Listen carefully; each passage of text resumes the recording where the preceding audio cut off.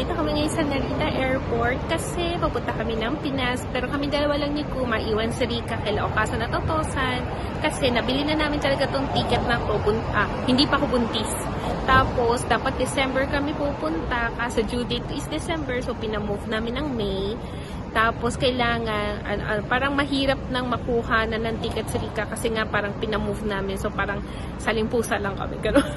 Kaya, ayun. Kaya, nangyari. Iwan si Rika kila lolo and lola niya. Kaya, ayun. Tapos ngayon, kakatapos lang namin mag-check-in ng bagahe. And ngayon, nag-yosi break lang si Kuma. Tapos, magla-lunch kami. Tapos, ikot lang ng konti kasi 12:30 ngayon kasi is 10:52. 12:30, kailangan nandun na kami sa gate para makapasok na sa airplane. So, ayun, later ulit.